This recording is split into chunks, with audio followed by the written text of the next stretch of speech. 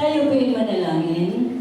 Panginoong Amang sumasalangit, salamat po sa pagkakataong ito na minsan pa you have gathered us together in this holy place. Ano man po ang aming napagdaanan sa buong magdamag. Dahil dito po kami na inihatid ng gabay ng banal na Espiritu upang ang aming mga kaisipan, ang aming mga puso at aming Espiritu ay mag-ugnay sa pagsamba, sa pagpapuri at pagbibigay luwalhati sa iyo sa iyong kadakilaan sa buong araw na aming tinanggap ang iyong biyaya, ang buhay na walang hanggan, na patuloy mong inaalagaan ang bawat isa sa amin. Salamat po sa oras ng aming pananalangin at pagsamba sa iyo sa lugar na ito. Kinikilala po namin we acknowledge the presence of the Holy Spirit, your anointing in the hearts and lives of every one of us this very morning. At salamat po patuloy ng banal na Espiritu ang kikilos sa aming mga buhay sa pag-unawa at pagtanggap ng biyaya at katotohanan na aming pagninilay-nilayan ngayong umaga. Salamat po sa iyong salita. We declare that your word is spirit and it gives life, and it will continue on powerfully moving in our lives and through our lives until we come up to the full stature of the Lord Jesus Christ na siyang plano mo at pangako para sa buhay ng bawat isa sa amin na naghandog ng buhay para sa iyo upang so that we can worship and adore you and give you all the glory and the praise for the life that you have redeemed and this life that you have changed for your glory and for your honor. We declare that we live and move and have our being because of you and for you alone, Father. We thank you for your great love upon us. We thank you for the grace of the Lord Jesus Christ who suffered His life for our new life and life eternal. And thank you for the fellowship of the Holy Spirit that is with us at all times. Sa iyo lamang, Ama, namin ipinagkakalooban lahat ng pagsamba, pagpupuri at luwalhati sa pangalan ng Panginoong Heso Kristo. Ito po ang aming panalangin. Amen! Amen! Good morning po everyone and congratulations that you have won the victory. Hindi po tayo na-traffic sa bahay. Hindi po tayo naabala sa kung ano pa man sa ating kapaligiran. We have that whole heart decision to come and worship the one true God. Amen and amen. Palakpakan po natin ang Panginoon sa ating panalangin. Kasi po nagbibigay sa atin ang kaunawaan at kapahayagan ngayong umaga. Ang ating pong papag-aralan ngayon is release executive orders. Sa lahat po ng ating, in all walks of life, sa lahat po ng ating mga karanasan sa buhay araw-araw, tayo po ay tumatanggap ng executive orders. Maging sa mga estudyante, meron pong mga executive order na tinatanggap mula sa paaralan, sa pamantasan. At sa mga nagtatrabaho, we will always have executive order from those managers over us. Ganon din po sa ating gobyerno, tayo po'y tumatanggap ng executive order. At lahat ng ito po, executive order has to be followed, has to be obeyed, and has to be dapat tingnan natin na ito ay dapat nating walang excuse. There is no excuse. Dapat ay ito'y tutuparin. Sa pasimula po, in Genesis chapter 1, ay nagpapahayag na unawaan natin na lahat ng naroroon sa ating kapaligiran ay nagpasimula sa pagpapahayag ng Diyos. Nang pasimula ay nilikha ng Diyos ang lahat ng langit at lupa. At ito po ay sa pamagitan ng kanyang salita. Makikita po natin na sa Genesis 1:3 na sa pasimula nakita ng Diyos ang pangangailangan. Sinabi ng Diyos, kasi nakita po ng Diyos na wala pang forma, wala pang kaayusan ang kapaligiran. Kaya sinabi ng Diyos, magkaroon ng liwanag. At nagkaroon na. And God said, let there be light, and there was light. Ibig sabihin po, ito ay pinapahayag ng Diyos na ang kanyang salita ay majestic order, that everything on earth and heaven will obey. Pinahayag po ng Diyos, and God said, let there be light, and there was light. Yung po majestic order na narinig ng kalawakan, at ang kalawakan ay kumilos at gumawa ayon sa kalooban ng Diyos. Amen, amen, hallelujah.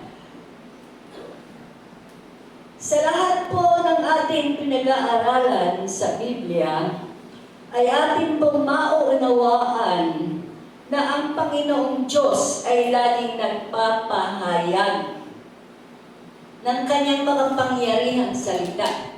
Everything around us were created by the Word of God na ipinahayag ng Diyos. At ayon po sa Ecclesiastes 1 verse 4, ang kanyang ipinahayag at ang naganap ay nananatili forever. Patuloy na ang pagpapalikha. Everything that God has created abided forever. Ibig sabihin po, ang kapahayagan ng salita ng Diyos at ito'y naganap sa buong daigdig. At ang daigdig na gawa ng salita ng Diyos ay nanatili at mananatili magpakailanpaman. Ipinapahayag po natin dito sa salita ng Diyos natin pinag-aaralan na ang naganap dahil sa salita ng Diyos ay mananatili magpakailan-kailanpaman. Ibig sabihin po, ang kapangyarihan ng salita ng Diyos ay kumikilos at ang lahat na nagaganap ayon sa salita ng Diyos ay mananatili magpakailan-kailanpaman. Ito po ang ating in-establish dito, pinapahayag at ating pinag-aaralan upang ating maganap, samantalang ito'y ating maunawaan, ito'y ating pinananampalatayanan, at ito'y ating gaganapin. Hallelujah! Hallelujah! Doon po sa wilderness journey ng mga Jews from Egypt papunta sa Promised Land, ang mga Jews po, mga Hudyo, ay laging nagdidemand kay Moses, nagre-reklamo. Sa Deuteronomy 8 verse 3, ay nagpaliwanag ang Panginoon sa kanila kung ano nga ba ang dapat at nararapat nilang gawin at panampalatayanan. Ito po ay susi na kung saan ang buhay ng tao, hindi lang ng mga Jews in those times, but this will be a key, ito po'y susi na kung saan ito'y ating gaganapin sa ating araw-araw na pamumuhay. Deuteronomy 8 verse 3, and he humbled thee and suffered thee to hunger, and feed them with manna, which thou knowest not, neither did thy fathers know, that ye might make known unto man. Man doth not live by bread alone, but by every word that proceedeth out of the mouth of the Lord, that man may live. Ibig sabihin po, na pinapahayag ng Diyos at pinapaalala sa kanila na kayo ay maraming reklamo. Ngayon, nagutom na kayo, o binigyan ko kayo ng kasagutan sa inyong gutom. Binigyan ko kayo ng mana na hindi nyo alam kung ano yan, maging ang inyong mga ninuno, hindi nyo kilala yan. Okay. Kaya marami din silang reklamo. Pero ito po ang susi. Sabi po ng Panginoon, but God made them to understand that man does not live by bread alone. Binigyan na nga sila ng mana, nagreklamo pa sila. Ngayon, ito ang finale. Pinapahayag ng Diyos na hindi lamang sa tinapay na bubuhay ang tao, kundi sa bawat salita na namumutawi sa bibig ng Diyos. Ito po ang susi, that man may live. Upang ang tao ay mabuhay, ang kailangan niya ay ang salita ng Diyos. Amen! Palapakan po natin ang Panginoon. Ito po ay susi. At sasabihin natin, nung panahon ng Old Testament, yan, Pastora. Okay, tutuloy natin. Deuteronomy chapter 30, verse 4, ay ipinapahayag na in any time,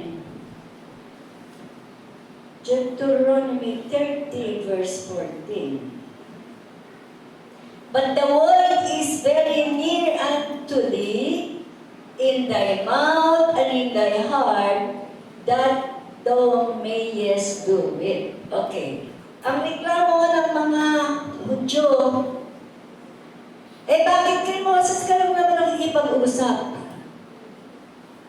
Lagi na lang ba kami kay Moses na lang aasa? Pero sinasabi ng Panginoon, ang aking salita, but the word of God is nigh thee. Nasa inyo ng mga bibig. Nasa inyong mga puso. Ibig sabihin, ang sinasabi ng Panginoon sa kanila ay dapat nilang isa puso. At dapat nilang gawin. Ano ang pinapahayag ng Diyos sa kanila? Ang salita ng Diyos na siyang buhay ng tao ay nasa inyo ng mga bibig, nasa inyong mga puso, na dapat ninyong gawin. Siyempre, sabihin nila, ang hirap naman yan. Hindi maunawaan ng mga Hudyo ang katuroang ito dahil nakatingin lang sila kay Moses na si Moses lang kinakausap ng Diyos. Sa pag-aaral ko po ng mensahe ito, ay binigay sa akin ang Matthew 13:17 na sinasabi dito, verily I say unto you, that many prophets, righteous men, have desired to see those things that you see, and have not seen, and not hear what those things that you hear. Ibig sabihin po, sa ating palang kapanahunan, tayo'y pinagpala na ng Diyos. Higit. At pinapahayag dito ng Panginoong Yesus Sabi niya, mapalad kayo. Dahil maraming propeta at maraming matatalinong tao ang naghangad na makita ang nakikita ninyo at marinig ang naririnig ninyo. Hallelujah! And I ask God, ano po yun? Ano po ba yung hindi nakita ng propeta? Ano po ba yung hindi na rinig ng mga matatalinong tao in the Old Testament? Sa kapanahonan po ng Old Testament, naghihintay lamang sila na makarinig ng salita ng Diyos sa magitan ng mga propeta. Halimbawa, kay Noah, yan. Ang Diyos ay nakipag-usap kay Noah and then si Noah kumikilos at siyang nagsasalita sa mga tao. Lagi lang po silang naghihintay. Kaya po pala tayo ay pinagpala sa ating kapanahunan. Dahil tayo po ay may Biblia. Sa ating pong hawak na Biblia sa ating bahay, huwag po natin gawing itago lamang sa ating mga aparador. Meron po tayong Biblia, ang salita ng Diyos na nasulat. Ito po ay kayamanan. Ito po ang ating gabay sa matagumpay na pamumuhay. Kaya po sinabi sa Matthew 13:17 ng Panginoong Jesucristo na mapalad tayo dahil maraming propeta, maraming mga matatalinong tao sa mga nakaraan na hindi nakita at hindi narinig ang mga nakikita nyo at naririnig at nakikita ngayon. Kung ating pong papag-aralan at dapat nating maunawaan, sa panahon po ng mga Old Testament, wala po silang Biblia. Ako po ay nagturo sa Bible School sa Foursquare at ibinigay sa aking assignment ay ang History of the Scripture. Matapos ko po itong mapag-aralan, nandun na po yung laking pagpapasalamat ko sa Panginoon. Dahil sa ating kapanahunan ay meron tayong Biblia. Sa kanila po, paano po ba naganap tayo meron ng Biblia? Sa panahon po nila, wala pong papel. Meron pong, ang ginagawa nila, yung pong damo sa tabi ng tubig. Meron pong damo doon na mahaba, na kulay green. Pataas lang siya ng pataas. At ang kanyang dahon ay nandulang sa dulo. Malambot lang po ito. Tapos ang ginagawa nila, pinipiyak nito at pinupok hanggang lumapad. Pag malapad na, yung isa, pagtudoblihan nilang ganon. Pagkatapos po, pag ibibilad nila para magdikit-dikit. Yun po ang kanilang papel. Okay? At wala po silang tinta. Wala po silang ink. Ang gagawin po nila, sila nagsusunog ng buto ng hayop at ito ang tinuturo at ito ang ginagawang tinta upang maisulat ang sinasabi ng Diyos. Ganon po kahirap hanggang nagkaroon po ng development. Ang pinapahayag ko lamang po dito sa atin ngayon. Ang Biblia po para naisulat para sa ating kapanahunan ay katulad ng buhay ng tao na sa lahat ng anggulo ng kanyang buhay ay dumaraan sa mga paghihirap at mga pagsubok. May mga panahon po na ang mga parchment, siguro natatandaan nyo, merong binabasa silang scroll. Ano na po yan? Develop na yun, may scroll na. Pero, nagsimula din po sila na gumamit ng, ano yun, balat ng mga hayop. Doon isinusulat sa balat ng hayop ang salita ng Diyos na kanilang natatanggap. At alam po, ito po, pinakamadali na lang natin tandaan. Ang Biblia po natin, mapapansin natin na mayroong guhit sa gitna. Ibig sabihin po, ang sumusulat ng Biblia, kung ito ay nasa parchment o nasa balat ng hayop, kailangan po ay hindi kukulang at hindi naman lalakpas dun sa guhit. Meron pong measurement. May exact measurement ang pagsulat ng salita ng Diyos. Hindi po pwedeng lumagpas at hindi pwedeng magkulang. Pansinin niyo sa Biblia natin, dire-diretso lang po yan, straight lang. Wala pong lumalagpas sa guhit at walang nagkukulang sa guhit. Kaya po kung tayo ay may hawak na Biblia, ito po ay isang biyaya, malaking biyaya na dapat nating pasalamatan.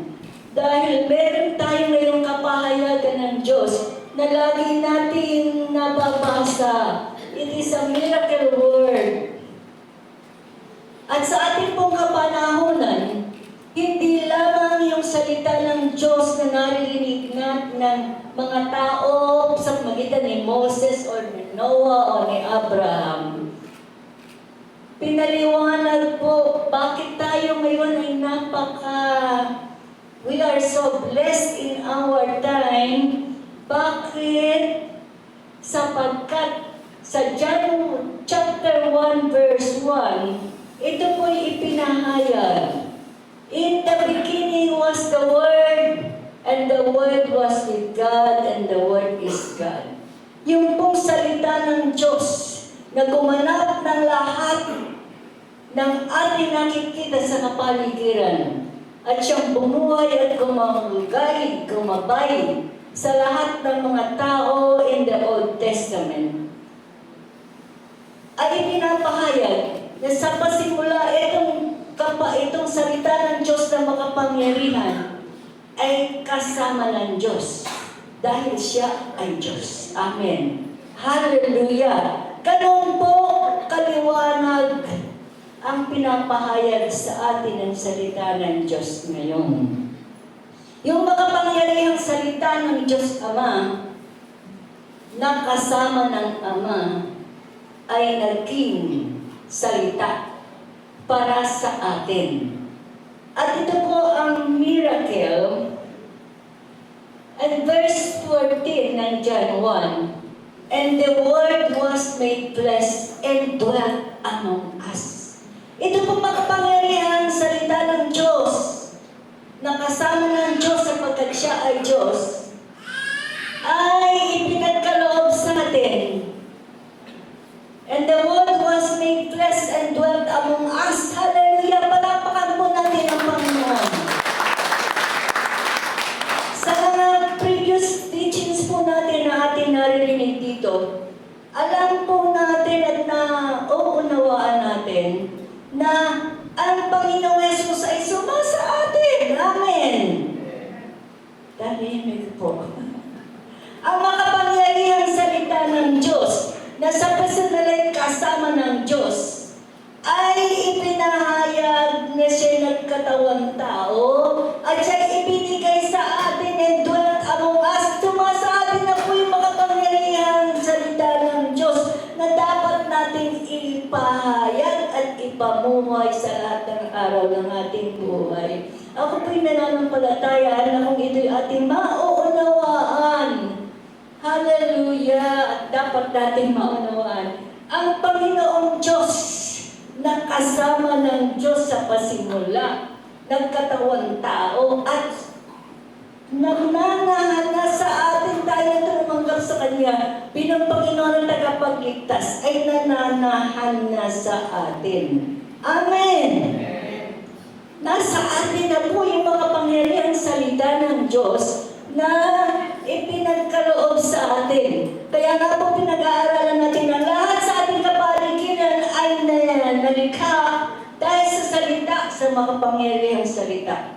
At lahat ng kanyang nilalang sa pagitan ng kanyang salita ay nananatili habang panahon forever because the word of God is eternal. Wala po pwedeng lumaban dyan.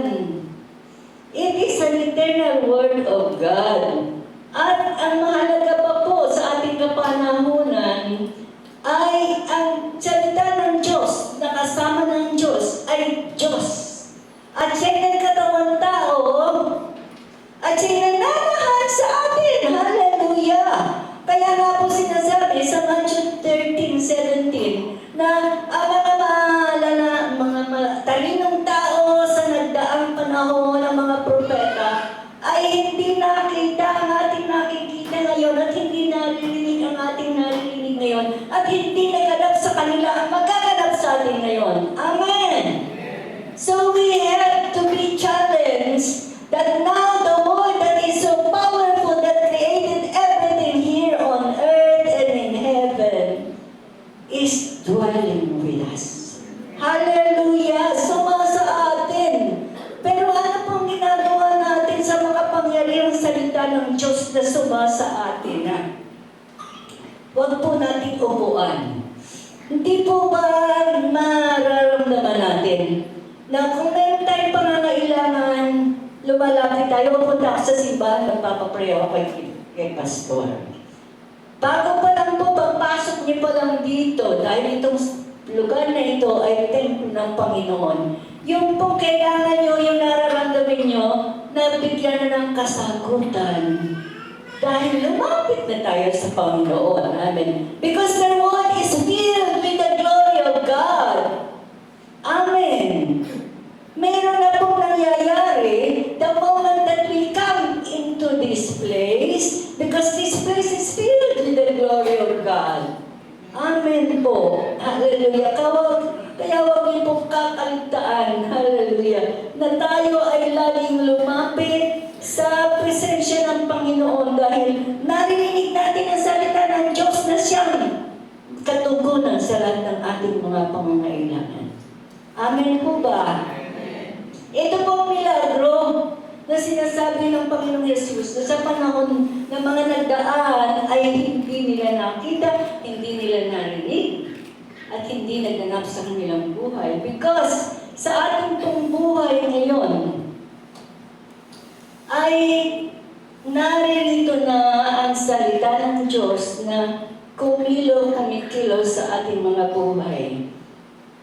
Salamat po sa ating beloved pastor na tayo'y ini-encourage na bumasa ng salita ng Diyos. Dahil ngayon, naunawaan natin, sinasabi sa Deuteronomy 8:3 na ang salita ng Diyos ay buhay ng tao. Eh kung kakalimutan natin at paminsan-minsan ang ating babasahin, nasaan ang tunay na kapangyarihan ng Diyos na pinagkakaloob niya sa atin? Kaya hindi po ito nagaganap sa ating mga buhay kahit 10 taon na tayong Kristiyano. Dahil inuupuan lang po natin. At yung salita ng Diyos ay, ang Biblia natin ay binabayaan natin nakatago lang sa aparador. Now we are studying that we have to release executive orders every time sa ating mga buhay dahil alam natin na ang salita ng Diyos na siyang sumasa atin at nananahan sa atin ay nakapangyarihan na kumikilos sa ating mga buhay araw-araw. Huwag po natin kalimutan ang sinasabi sa James na, okay naman, it's good if you listen to the word of God, but be ye doers of the word. Kung hindi mo ipinapahayag, hindi mo pinananampalatayanan ang salita ng Diyos, hindi mo ikinabubuhay, ano ang magagawa sa iyong buhay kung inuupuan mo lamang ang salita ng Diyos na yan na pag-aralan? Ito po, babaybalin natin ating nanamnamin ang Proverbs chapter 4 verse 20. Katulad po ng mapagmahal na Ama, ang ating pastor ay nag-encourage sa atin na i-memorize natin ang salita ng Diyos. Bakit? Dito po tayo mag-aaral. Proverbs chapter 4. Unahin po natin ang verse 20. Unti-untiin po natin at ating namnamin ang ibig sabihin. Verse 20. My son, attend to my words. Incline thine ear unto my saying. Ang ating pong pastor, katulad ng mapagmahal na tatay, ay sinasabi ko, mga anak, basahin ninyo ang Biblia at kabisatuhin at panampalatayanan at ikabuhay. Amen po ba? Huwag natin sabihin, bakit ba tayo pinag-memorize ni Pastor? Bakit ba tayo pinababasa? This is the reason why. Katulad siya ng mapagmahal na Ama na tinatawag niya ang kanyang mga anak upang bigyan ng kahalagahan ang salita ng Diyos. Makinig ka, incline thine ear unto my saying. Pakinggan mo. Meron po tayong unti-unting pag-aaralan dito. Attend to my words. Incline thine ear unto my saying. Let them not depart from thine eyes. Keep them in the midst of thy heart. So, sabi po dito mga anak, pakinggan ninyo ang aking mga salita. Let it not depart from your eyes. Huwag mo itong kakalimutan. Dahil kung tayo pinagbabasa, ang ating pong mata ay katulad ng kamera. Lahat po ng ating nakita, ito po ay naka-download na sa ating mata. Naka-download na po yung salita ng Diyos na ating binasa. Okay. Clearly see the word. Nakikita na po natin at ito po ay naririnig. Samantalang ang pagbabasa po natin ng salita ng Diyos ay malakas. Pinapahayag po natin ang salita ng Diyos para sa ating sarili. Kumbaga, sinisermo na natin ang ating sarili. Hindi lamang po natin nakikita ito, kundi ito rin po yung naririnig natin. Kaya binabasa natin ang salita ng Diyos na malakas, naririnig ng ating tenga.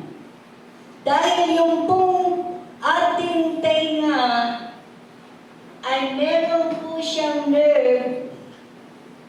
Mula sa tenga, meron pong nerve na papunta sa puso.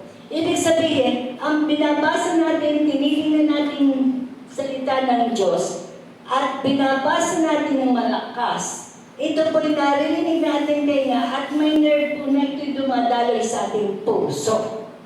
Alam po natin na ano ang lumalabas sa bibig ng isang tao ay galing sa kanyang puso. Kung pinupuno natin ang salita ng Diyos, ang ating pandinig na ito'y dumadaloy sa ating puso, yung salita ng Diyos na nakapuno sa ating puso, ay siya namang lalabas sa ating mga bibig. Amen!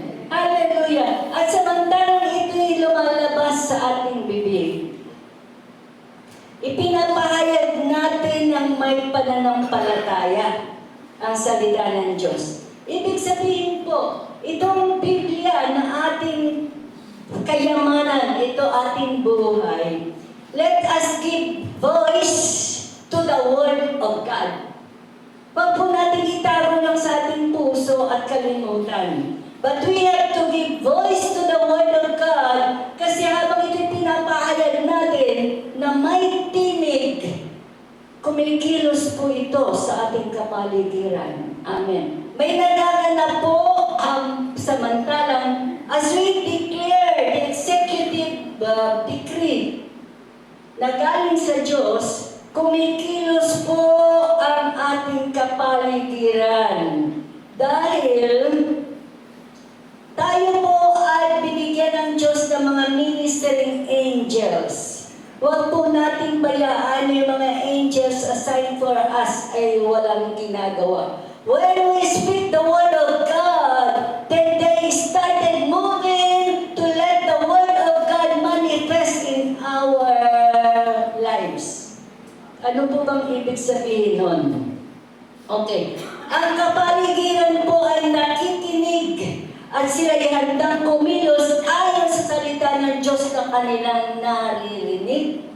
Amen. Halimbawa po, nung kami nagsimula ng Bible study sa Tanawan, Batangas, sa isang barangay doon, nagre-reklamo yung may-ari ng bahay dahil yung daw papaya nila ay malaki, pero hindi namumunga. But the moment that we start the Bible study in that place, ang papaya po nila ay bumunga na hindi na nila kayang kainin. Kailangan dalhin na nila sa market upang ibenta. Hallelujah! Amen! Ibig sabihin, ito po'y patunay na samantalang narinig ng kapaligiran ng salita ng Diyos, kumikilos po ang mga angels at lahat ng kapaligiran natin upang matupad ang kalooban ng Diyos sa ating kapaligiran. Amen. Kung ang inyong pong kapitbahay ay laging nang-aaway sa inyo, ipahayag niyo po ang salita ng Diyos. Huwag niyo pong awayin. Doon po sa amin, sa bahay namin sa BF, dahil lagi kaming wala, tinatambakan po ng basura yung aming kilid. So, nilagyan ko ng karatula at binabasa ko lagi araw-araw. This place is God's property.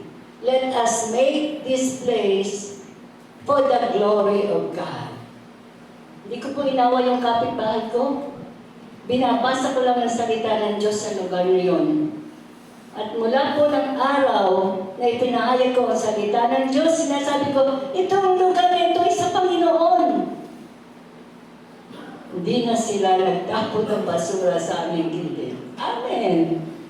Kapangyarihan ng salita ng Diyos po ang ating ipapahayag. That is what I mean by executive decrees, executive words na kailangan natin ipahayag. Kung tayo pong lahat na bumabasa ng salita ng Diyos, na da-download sa ating mata, at pumupuno sa ating puso samantalang ito'y ating naririnig. At ito po'y binibigyan natin ng boses. Let's give voice to the Word of God which is so powerful so that miracles and whatever God's plan for us to happen every day will happen. Amen. Eh, paano naman kahit 10 taon ka ng Kristiyano, tinago mo lang yung Biblia sa iyong aparador. Pag tinanong ka ng pastor, nagbabasa ka ng Biblia, paminsan-minsan. Eh, anong magagawa ng paminsan-minsan? Tapos, tahimik mo pa, hindi mo pa binabasa ng malakas, at hindi mo ipinapahayag sa iyong kapitbahay. Hindi mo ipinapahayag sa mga taong katabi mo. But I believe, tuloy po natin, verse 22 ng verse 22. They are light to them that find them. Ang salita po ng Diyos na pinagkaloob sa atin, Proverbs 4, verse 22. Okay. Sa 21, let them not depart from thine eyes, keep them in the midst of your heart. Okay. For they are light to those that find them. Hallelujah!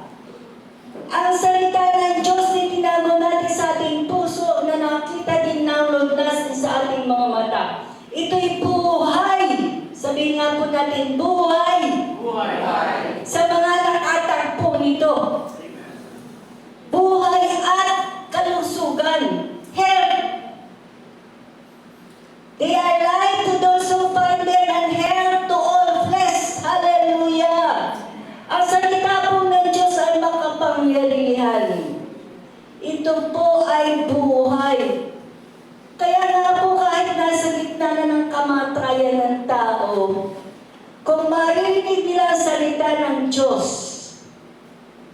At hindi pa oras na sila ibawian ng buhay, dumarating po ang buhay. Marami na pong nangyari sa ating mga patotoo. Doon din po sa Tanawan, yung pong sister-in-law namin, nung aming dinalaw ay halos patay na. Dahil siya ay kinulang.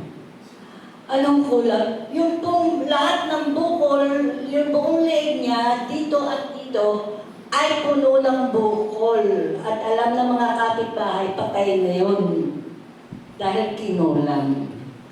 Hindi po sinasadya, o hindi naman kami sinabihan, pero kami po'y pumunta doon, dumalaw sa kanya. Nung pong gabi, ay pinag-pray namin siya. Hallelujah! Alam po natin na nangyari dahil pinag-pray namin siya, in-invite ang Holy Spirit to come. Ano man ang nangyayari sa buhay ng aming sister-in-law, let God be God. Amen. Nabuhay po yun. Nabuhay po siya the next day, yung tatay niya na mahina, dumating at dumalaw sa kanya, naglakad mula sa kabilang barangay, pumunta rin doon. Kahit po malayo yung tatay niya, gumaling. At nakadalaw doon sa kanyang anak. Naka-establish po kami ng Bible study doon. At dahil hindi na namin sila napuntahan later, inampun po sila ng JIL. At itong sabi ko sa inyo, sister-in-law ko, na sabi nila patay na. Dahil kinulang. Sila po yung gagawa ngayon, mga leaders po sila ng JIL sa Tanawan. Hallelujah! Palakpakan po natin ang Panginoon. Dahil tunay nga na pinapahayag ng Diyos sa ating mga karanasan, na ang salita ng Diyos ay buhay at nagbibigay buhay. Kaya ipahayag po natin. Maaaring yung, kaya ako po kahit katabi ko sa bus kinakausap ko, hindi natin alam, ang kanyang espiritu ay patay. But when we share the word of God to them, ang kanilang espiritu ay nabubuhay. At sila'y tumatanggap ng bagong buhay sa Diyos. At sila'y nagiging instrumento pa rin ng Diyos upang ang kapangyarihan ng Diyos ay mailaganap sa marami pang mga tao. But we have to declare executive decrees sa lahat ng ating ipinapahayag. Pero kahit po sa mga Kristiyano na matagal na, ano po ba ang ating naririnig? Ang kanila pong ipinapahayag, ay Panginoon ko, kailangan ko po ng 10,000. Ay Panginoon ko, kailangan ko po ng gumaling. Anong magagawa ng salita mo?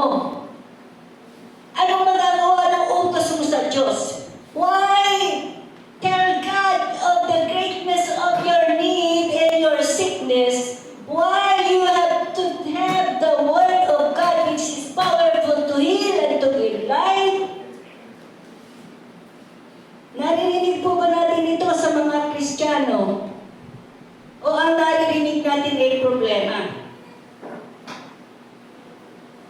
Ngayon po, samantalang ito'y aking naunawaan at aking pinagbabalik isipan ang mga milagrong nagaganap samantalang ipinapahayag natin ang salita ng Diyos. Bakit hindi natin gawin lagi, araw-araw, na ipahayag ang salita ng Diyos? We have to declare the executive decree to everyone, to every time ng ating buhay.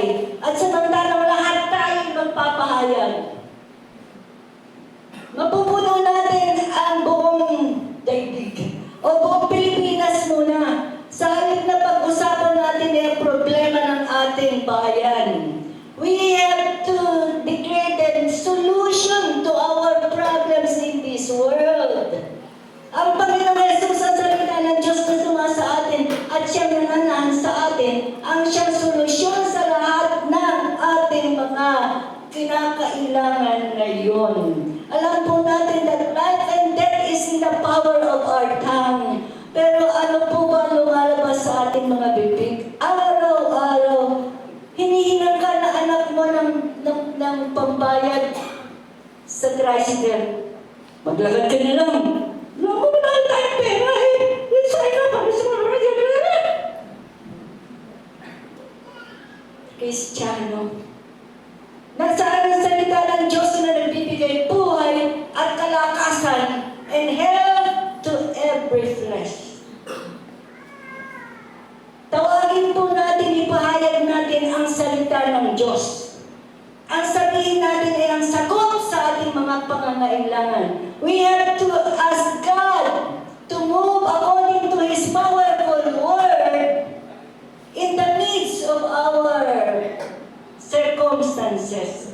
At samantalang ito po'y ating gagawin at ipamumuhay araw-araw, we will be experiencing like a wildfire. Katulad ng, wag na yung natural na sunog. But let the fire of the Holy Spirit move in every circumstance sa ating buhay. Kung lahat po tayo ay magkakaiba ng barangay, kung lahat tayo mga Kristiyano ay magpapahayag ng salita ng Diyos, kahit naglalakad ka lang, kausapin mo yung mga puno, kausapin mo ang iyong kapaligiran, and declare the word of God. Have an executive order. Bigyan mo ng order, ng executive order ng kapaligiran, bigyan mo ng executive order ng mga taong nakakasalamuhan mo. Lahat tayo gagawa ng ganon. Then this world will be a better place to live in. Huwag po natin pag-usapan yung problema ng ating bansa. Ang ating pong pag-usapan natin pahayag ay ang salita ng Diyos, which is the solution to all the problems that we have in life. Amen. At makikita po natin na tunay. Kasi sabi po sa verse 23, ay keep thine heart with all diligence, because out of it are the issues of life. Pag sumikapan po natin ng ating puso ay mapunuan ng kabutihan at kapangyarihan ng Diyos. Dahil mula sa ating puso ay bumubukal ang lahat ng mga mabubuting bagay na itinago natin ang salita ng Diyos na siyang nakakapuno sa ating puso. Eh pero karamihan po, anong naririnig natin kahit sa mga Kristiyano? Eh, alam mo naman, may maintenance ako eh. Yung mga allowance ko, kulang pang pambili ng maintenance. Where is your God? Where is the power of God that you hid in your heart? Why not speak that the word of God is life and it gives health to all the flesh? Magising po tayo sa katotohanan. As I have this revelation, I am imparting this to you this morning. Upang hindi lamang tayo ang mamuhay ayon sa salita ng Diyos, ngunit tayo po ay maging daluyan ng buhay sa ating lugar, sa ating barangay, sa ating lugar na pinaparoonan. Hallelujah, hallelujah. Doon pa rin po sa Tanawan, ay merong babae na gusto na magpakamatay. Kahit dito, banda dito sa kanto, meron kaming pinag-pray na babae na ayaw nang kumain, ayaw nang magsalita, dahil yung boyfriend niya ayaw ng mga magulang niya.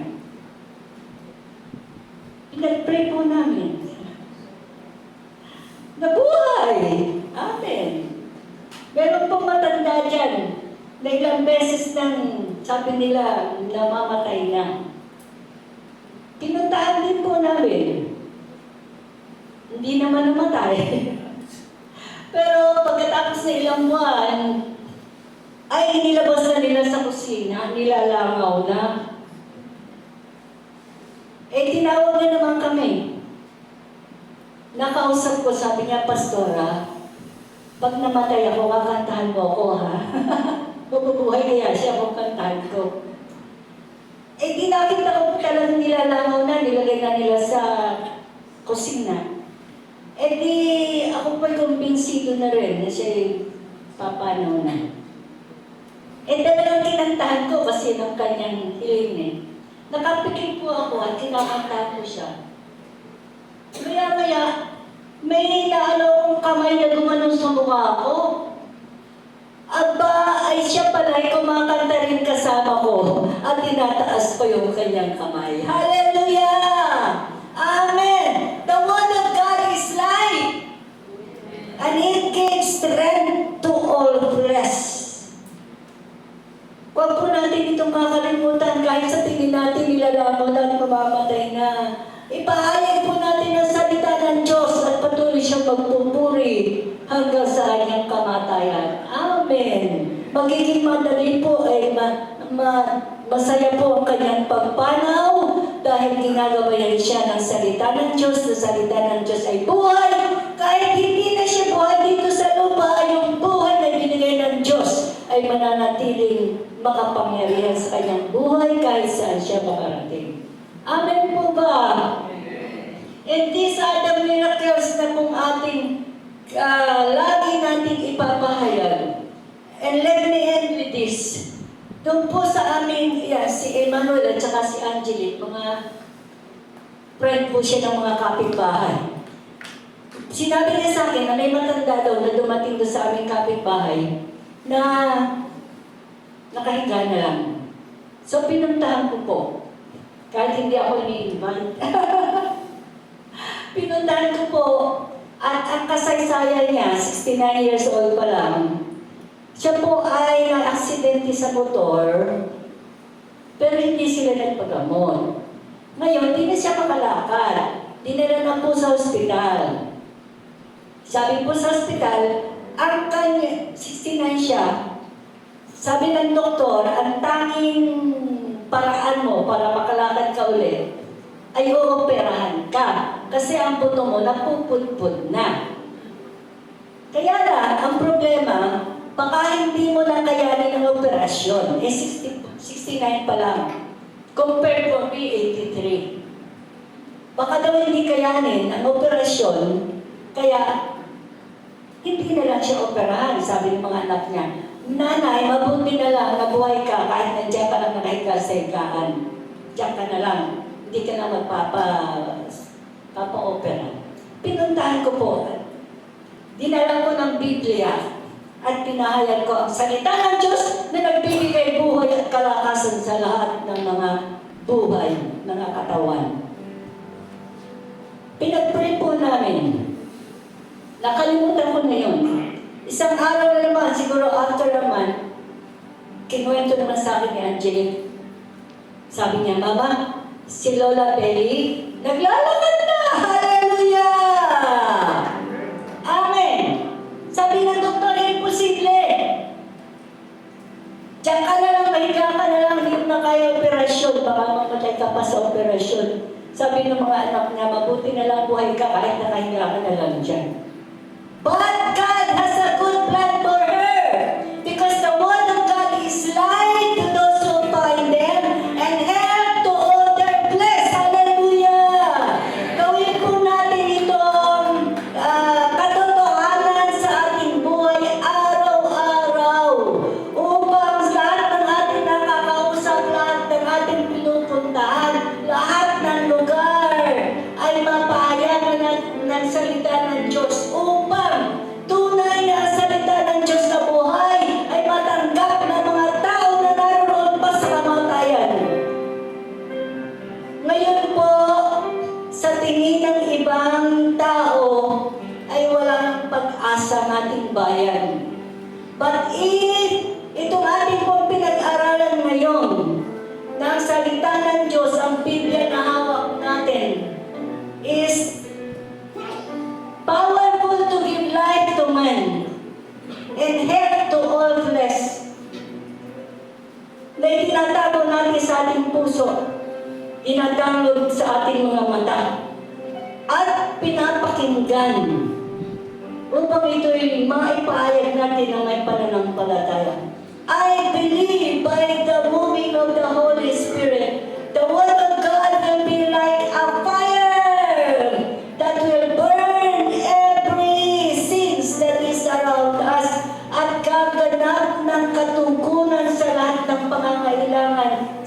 ating kapaligiran. Wala pong mahirap sa Panginoon.